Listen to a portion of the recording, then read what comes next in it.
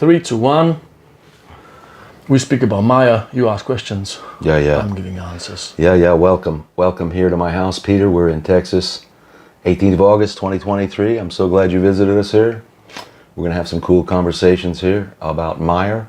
We've been talking about the Tafelberg, and we're going to try to go deep here. Take this opportunity to share some things, and I think let's just start off by, I'll ask you a question that I asked you previous, and we these are things I'd love to know, love to hear your opinion about. Most importantly, Meyer's age. We've talked about the lack of proof and evidence of him being born in August of 1537. It is debatable. Yeah, so first of all, everything what I'm going to say here is just mine, very mine, subjective perspective. So I respect very much work of Olivier Dupuy. I know him personally, he's a great guy. And all the other people, including you, who did a great deal of work in the research of Joachim Meyer. The phenomenon is not just the life of him, like his life, his personality, his work, and etc. So tracing, working with the evidence we have, what is written, and etc. Simply, and I pointed out in my translation in the foreword, which I did like 10 years ago, he did like comparing the other works we have from the time, like let's say second half of 16th century, there is nothing like that. So we know, like from Gutenrod, like some people did, kind of manuals, either manuscripts, handwritten, or small prints in early age, but they are far from the structure Meyer gave in 1570. So thinking about he'd be maybe 30 plus doing such a work, maybe it is acceptable. But then we have the previous works. We have the manuscripts, which are dating, around 10 years back in history. The Lund, the Rostock, has been dated 1560, and then all the way to 1568. Dr. Forgan is 68. By virtue of his research, the library in Sweden, that Lund, that owns it, they tentatively dated it at 60. I don't know why, I haven't spoken to them about it, but clearly the most recent rediscovery by Monsieur Olivier Dupuy finds the 1561, dedicated to Georg Hans von Veldenz, and it's an amazing work. I transcribed it, was very grateful to Olivier for sharing that. I'd been searching for it. Others, I believed it existed and was extant. I hoped and prayed and thought, please, to the gods of Meyer, please let this be a thing. And sure enough, he found it, rediscovered it, and shared. And we know it's dated 61, March of 61. we can believe it is. There is evidence. So that would mean he would make, such a work in his age around 20. While being not a noble, we know that he was marrying in order to get his Bürgerschaft, like citizenship. It is somehow not going well along with the idea that he was born in Basel around like 1537 or something. 37 to 61. I mean, it's one of the versions. It's one of the young 20-something. One of the ways we could work with. I am not supporting it personally, as I'm saying, with great respect to the work and research of others. I'm just trying to speculate and like leave the doors open so we can have a look at it from another perspective. And that's important, Peter, to always view things from another perspective with anything, but especially about Meyer. And sure, it's just biographical data, but it is relevant to his version of a Zorn or his version of the Zwölfregel or anything else. We're looking at potentially where he learned, who he learned from, why, how. All these questions are interesting, and they will help us eventually understand his art better, as they have in a little way already. So it's important. You look at it from a separate angle. There's no harm in saying, what if he was older? What if we go fast forward to 1570, 71 when he died? Yeah, he died. He was an old man. He was in his 50s when he died. No, not 37 years old when he died, kind of healthy and virile, catches a cold. Whoa. Maybe he was older and died in that cold. He died because he was less Exactly. Virile and older. I mean, there's all type of... My personal, like, assuming according to the structure, comparing, the other works, and also nowadays, scholars, what is the structure of the language, how people work, how they express, in written form. What he did in 1570 is not really matching somebody who would be around 30. Like, the scale of the work, his connections, this is very important, his social connections were already very developed. He was dedicating his work to a house of the Kurfürst, so the Electus family. These were the most influential people in the realm of the whole Roman Empire, and etc. So somebody being so young and having no status, being not noble, and etc. It doesn't somehow go well along with this idea of him being born around 1937, 40, something like that. And you had mentioned to me about his potential service with Friedrich III, the father of Johann Casimir, who he dedicated the 1572. And look what he did then in Mecklenburg. Went to work for the Duke of Mecklenburg and was instructing the Duke's son. So maybe a pattern there. And again, the Ulrich and the family, the house which is in Mecklenburg, was in his time. This is again Electus family. It is very high. It's the highest class of nobles in the place in the time. So he was not just nobody, some citizen class, fencing master. He was extraordinary in many ways, and we don't know his real social status. This is something what we fail to find, and clear out. We don't know. We know he was probably Protestant or Calvinist, but we don't know.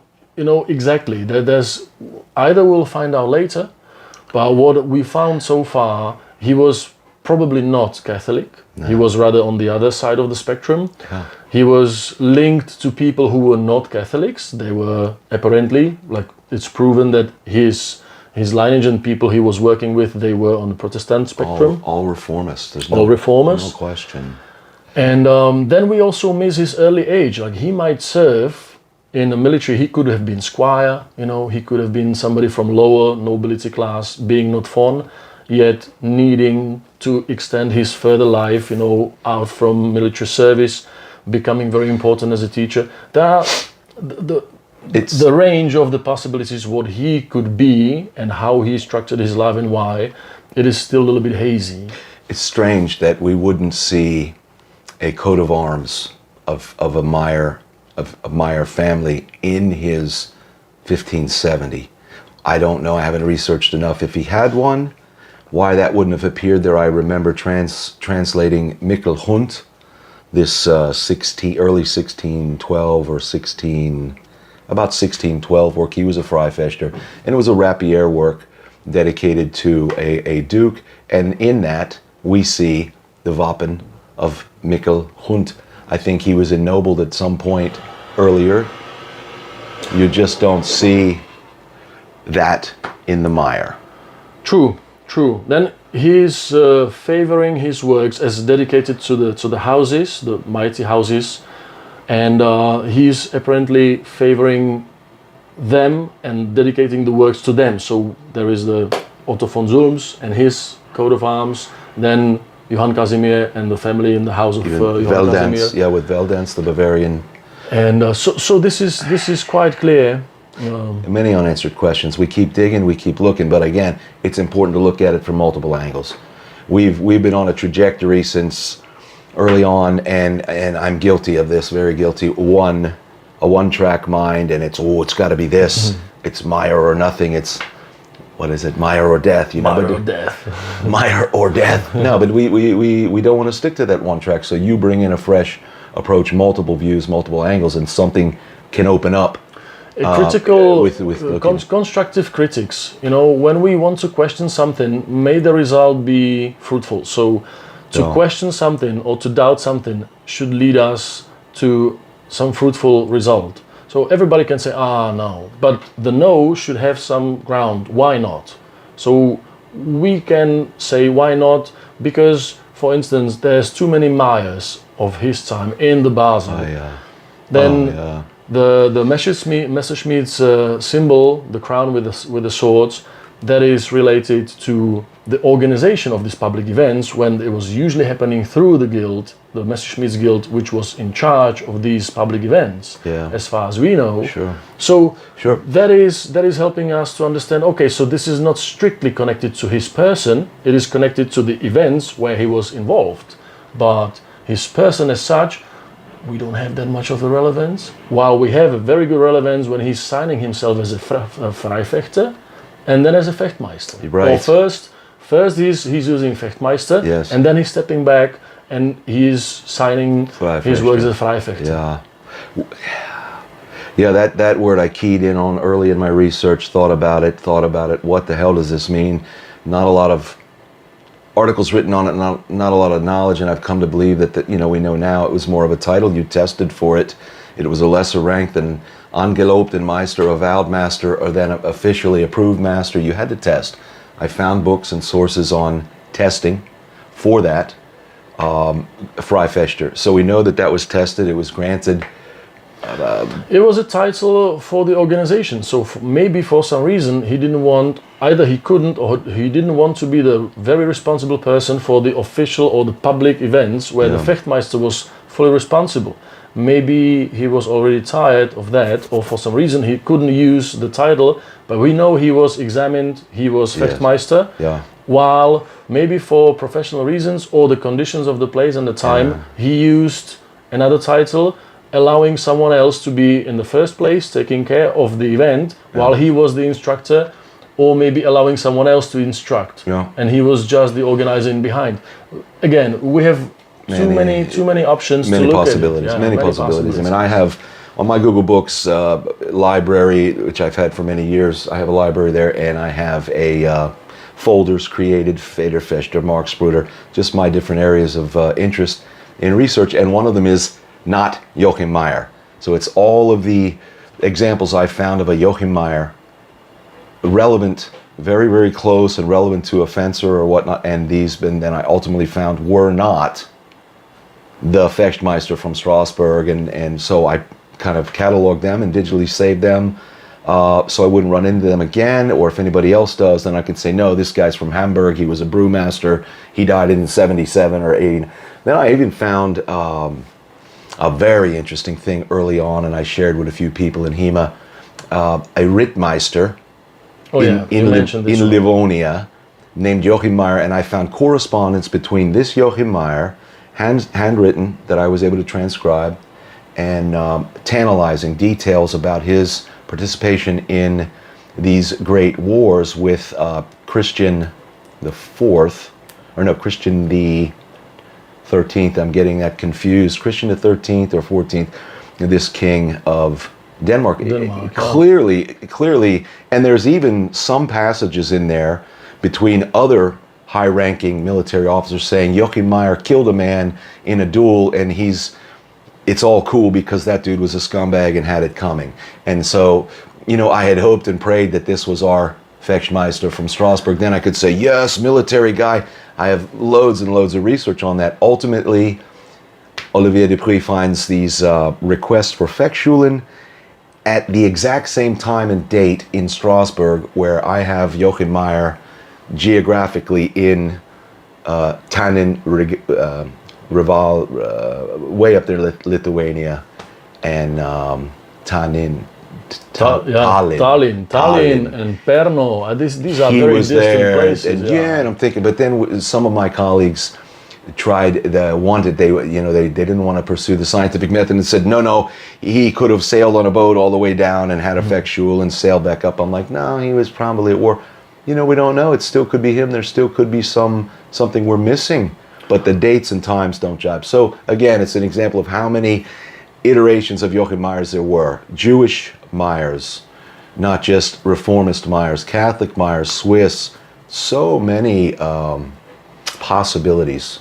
But still, there are facts we know. We know that these people were traveling a lot, because we have the evidence that people from very far distant places were going down to Strasbourg and organizing Fechtschule.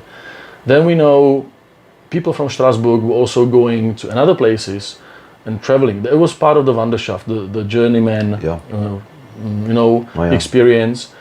And so he was probably, when he was younger, he was maybe going the same way, or he was having some military experience, or like professional, lineage, which maybe ended up, if he was really around 50 when he was working for the nobles, so he could be like maybe 45 to 55 when he started to produce, his manuscripts.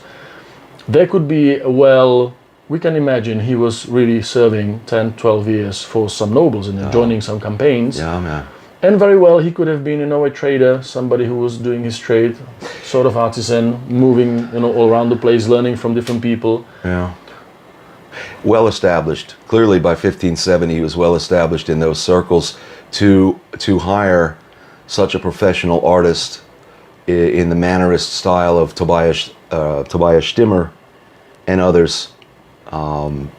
He had money, he had influence. I've often said this and I laugh about it. His 1570 Gründliche Beschreibung is alien to all the other contemporary sources. It's like some alien, it's like some outers. It's just so unique. Why don't we see too much as revealing, as comprehensive, as well done in the art? I know others have talked a lot about this, but it stands to reason. Would a 30-something, would a 20-something, would a younger, less experienced common Fechtmeister who was also a cutler, would a person like that have the wherewithal and the ability to produce such a magnus opus of fencing? And then think about it this way: the secrets, the great secrets that were probably kept hidden, and you'd have to pay a Marksbruder, master of the longsword, to learn this, and yet here's a man who's writing it. Who else did that? We see other books, he's the only one, nothing only like one that. who revealed the mechanism of the zettel, the verses. Yes. Because he's saying, okay, the old verses are somehow outdated, so I'm presenting you new ones, and then he's explaining the meaning, and the explanation is going well along with his Gründliche Beschreibung, so the thorough description of all the elements, so you can perfectly understand how does it work and how to memorize these things. So he wanted to come out from this stereotype of being mysterious. He wanted the reader to be very clear, and he's also explicitly clear in the description. Every young man should get sufficient understanding and enlightenment from reading this book to being not confused, but on the contrary, with the teacher, with his master, achieving good levels in the art. I think so. Several of his works mention that you must have a master. Oh yes, you can't just do this from a book. You must have a master. We were dejected when we come to that part and translate it and went, but it didn't stop us. We drive forward. But it's telling. It's very telling of who and what he was, that he's writing this so comprehensive, and yet still suggesting you must. In the Lund, he says the same thing to young Otto Solms. You find yourself a good teacher, and I hope you find my pitiful work. He's always self-deprecating. So it's so tough to transcribe and translate those words. It's fun, and then you just think, wow, this guy was really, just really humble and down. But humble, polite. It's a politeness of the time. It's something we maybe miss today, and we miss it definitely in the social media. Oh yeah. We have this comradeship, like high, no formal, informal division. Yeah. I mean, no problem. But then how can we address, the more important levels of the communication where we don't see each other, flesh to flesh? Yeah. Sometimes important facets of the communication are just washed away, and the bad tone is coming.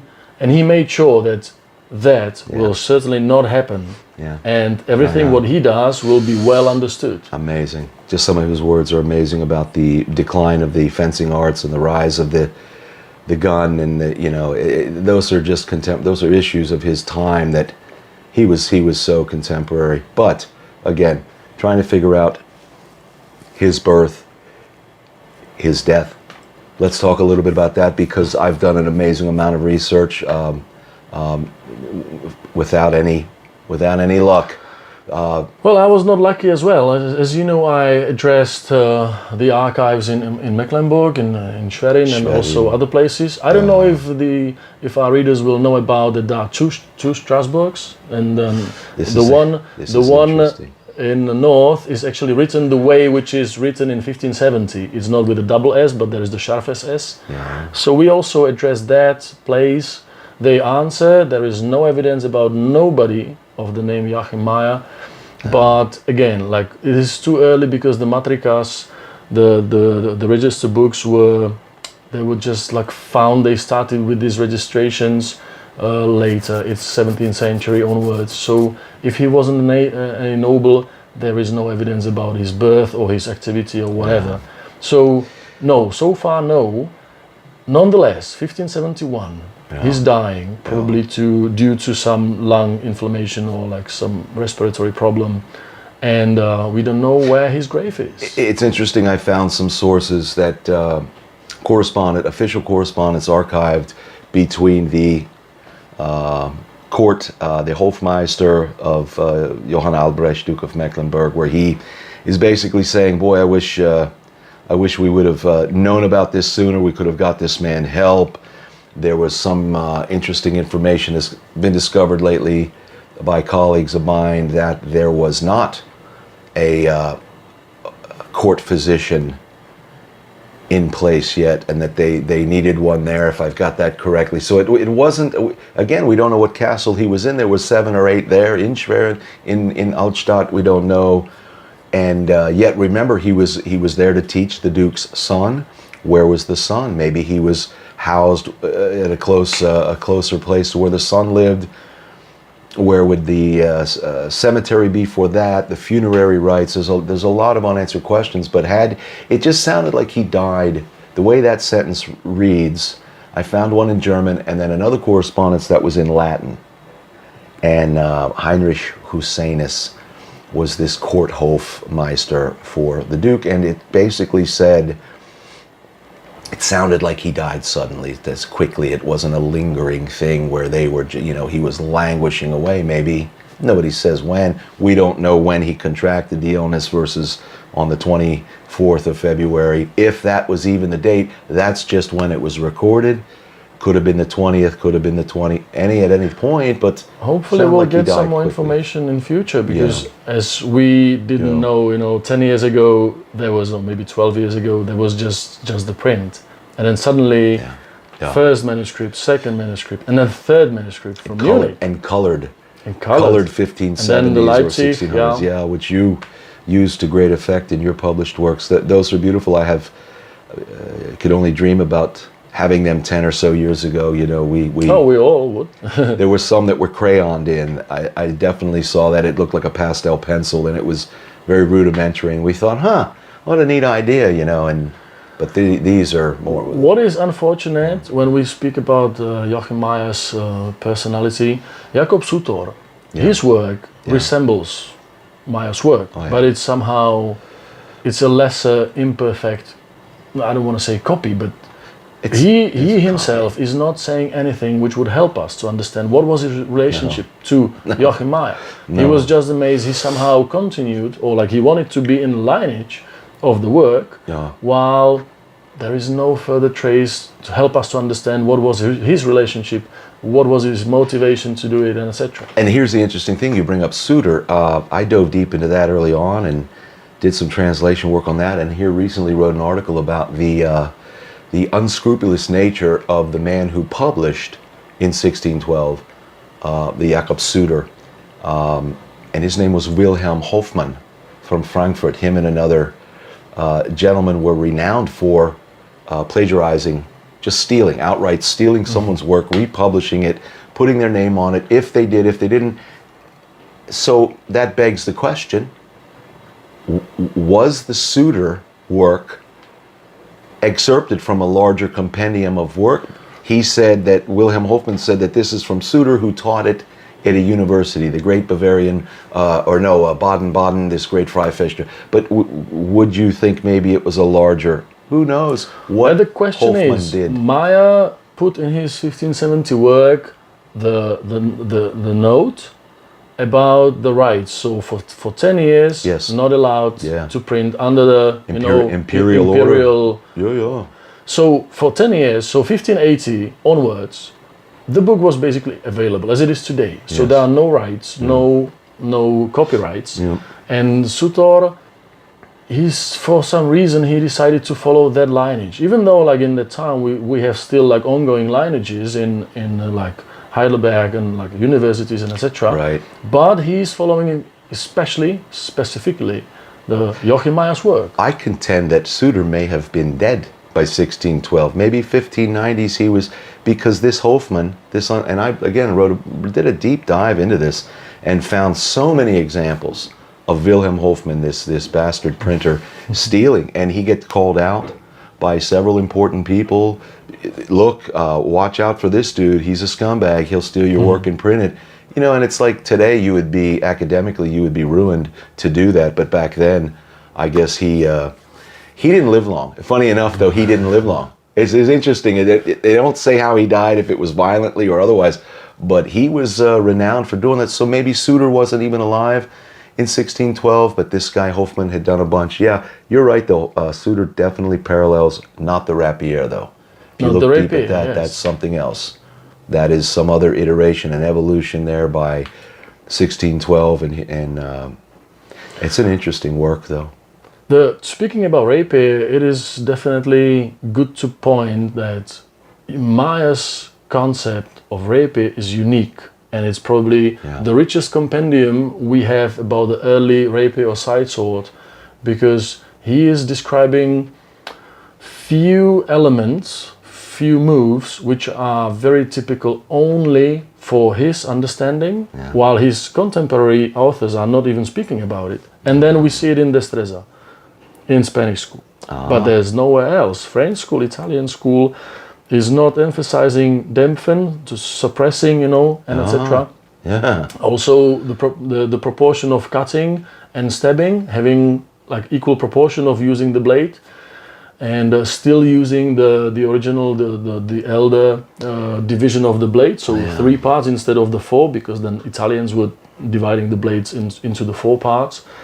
It is unique and it's very rich. It is still one of the richest descriptions of rapier work. Fascinating. You just stirred my memory. We just had a recent conversation a day or so ago that I wish we would have recorded. We got deep in talking about the origins of Meyer and perhaps his knowledge of Marozzo, and that in the 1561 you see the image clearly of the Marozzo image with, and that's Meyer. Looks like it's a young Meyer himself there, and I don't know if he looks in his 20s or 30s, I don't know, but speak a little bit more about that, please, because you have some interesting ideas on his influences by Mair, Paulus Hector, and that's we segued off into a whole crazy conversation. You've published Mair, and you really have some insight on that. I'd like for you to share with us. So while we were working on, we means Maximilian Povik from Augsburg. He's got a degree in history, and he found a very interesting lineage or resource which is related to Paul von Stetten. It was a guy around 1760 who started digging around Paulus Hector Mair, and he actually found many things. He also managed to buy a few relics, some artifacts from the big auction which happened after his death. And among these things there were his personal memoirs, which are telling us a little bit more about what was the situation like, and there is a big speculation about how he ended up in the galleys, right? Yeah. But speaking of Joachim Meyer and Paulus Hector, while Paulus Hector lived until 1562, I guess, or 64, I'm not sure, my memory is betraying me now, but that is a time when Joachim Meyer was surely alive. So we know Paulus Hector was more than 60. He was very influential in Augsburg. He was still working as a Raddienst, so he was working for the city hall or town hall office. He was in charge of material which was flowing through the office, so every building material, nails and whatever was bought or like delivered to the city. He was in charge of it. Big money, big thing. And he was also organizing public events, or fencing, dancing, merrymaking, and he was very good at it. Even, and thanks to Paul von Stetten, we know he didn't want to do it, because some people wanted to take, over. They wanted to be those in charge of these events, and he would allow them to do. High nobles, and especially Albrecht, the Bavarian Duke, he wanted to be Paulus Hector in charge for some reason. He was just good in doing it because he was doing it for a very long time. And speculation, when somebody like Joachim Meyer, who was already exposed to nobles, he would probably, it's not a big deal to imagine that he could take place either as one of the fencers who would take place in such fencing, either presenting, demonstrating, or doing something. He could be very well in Augsburg, not only once. Then these two men had a good chance to meet. Then we can even speculate further. Jörg Broy, who was doing the illustrations for Paulus Hector Mair's work, maybe some of the fencers in the work of Paulus Hector, maybe some of them is Joachim Meyer, because he was certainly wouldn't be a far using and allowing maybe the best fencers, best people from this fencing community. So maybe some of them is Joachim Meyer. A representation, I heard speculations about it, but we have no proof that in the Dresdner that there are 3 versions of Paulus Hector. So in one of them there is a man which would resemble in his appearance Joachim Meyer from the 1570 print, but it's not a picture. It's not a photo image. No. So it is just pure speculation. Nonetheless, it is not impossible. These two men had a chance to meet, and not only one opportunity to do so. Then we also know Sigmund Ringegg, who was serving earlier in the court of the Bavarian dukes, the electors of Bavaria. He could have been also connected, or like his lineage, to Paulus Hector, because Paulus was not only once in the house of Albrecht and the dukes in Burghausen, where probably Sigmund Ringegg was serving. He lived there as a Schirmmeister. So does the timelines match up there though? No, that's 1540s. No, it's later. Ringegg is end of 15th century when Paulus Hector is born around beginning. So we know the manuscript according to the writing and the structure can be end, but Ringegg could very well live further on. So and his influence was and probably his influence fresh. was there. So he was teaching. He was teaching in the place. So there were people who at least experienced his teaching, and then it was passed on the family. So Albrecht and his children, they were educated by people like Sigmund Ringegg or Ringegg himself, while Albrecht was apparently educated by Ringegg, or maybe not educated, but they knew each other. So we no need to just admit that these people were meeting each other, but there is also a good chance that they met in flesh, including Marozzo, because we know Paulus Hector was having his print, and we don't know if Marozzo's work was a motivation for Paulus, or Paulus was, motivation for Marozzo. This is a good question, because the Italian masters and the German-speaking masters, they made sure that it's not overlapping for some reason, yet they knew each other. You said this, and it's interesting. I happen to know someone who owns the actual copy of Marozzo, owned by Paulus Hector Mair, and it'd be interesting to go through there. I'm sure there's no marginalia or anything in there. Otherwise, maybe there is. You just have to get to Italy and try to look at that again.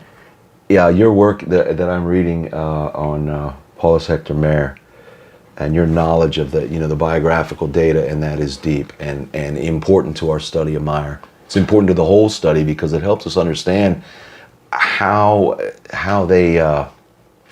they could be interconnected and interrelated. And when you look at the physicality of the art, the physical techniques, it's not like one's from Mars and one's from Venus and this one's from Jupiter. There's a lineage. There's a pan-European. We used to use that word early on in HEMA with the pan-European, and that's probably still a good word for describing particular weapon systems, rapier especially.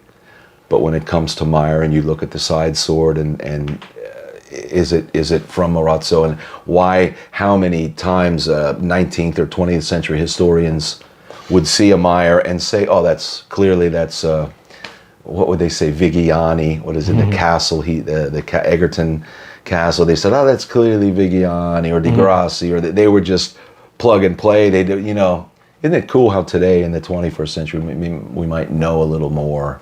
It would be definitely nice. We're digging away at these details.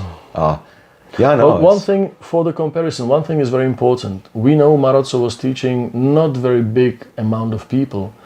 He was having a few students, he was teaching in his courtyard, and he was teaching in the university or school, which was typical for the fencing masters of the time. And he dedicated his work to his own son. So somehow Marozzo himself was not having these very high social connections as, for instance, Paulus Hector or Joachim Meyer.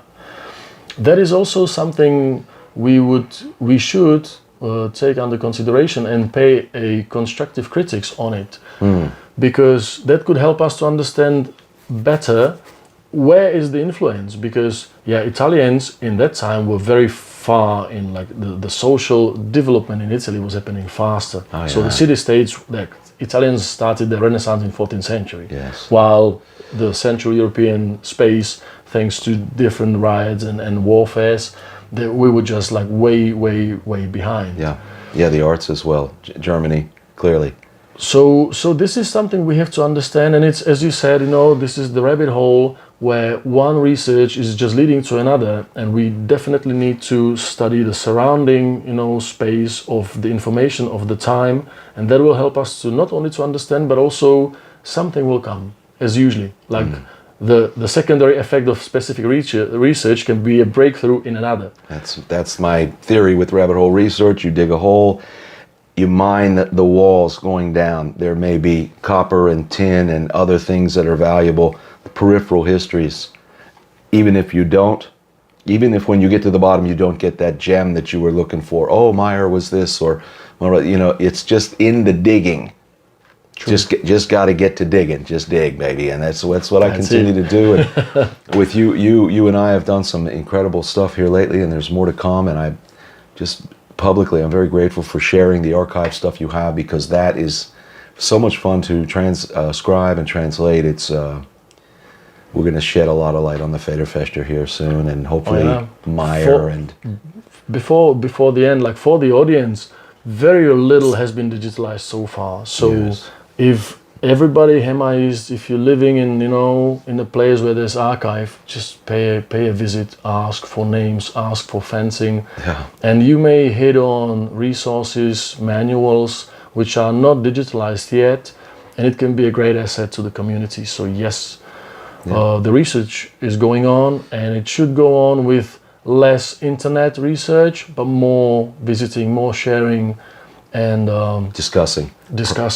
In-person discussing. There's no better way. It's great to talk online, and I do that all the time with many people, but there's nothing like just looking at someone and sharing and then saying, you know what, you're wrong, I think you're wrong, and he says, no. Constructive critics, always. I think you're wrong. No, Kevin, you're all right, so we're having fun now. Listen, do you want to wrap this up? We'll see. And maybe do some more, talk about some more subjects while I've got you here in Dallas, man. It's so good to have you here. Honor and pleasure as always. Right on. Strength and honor. Thanks for tuning in.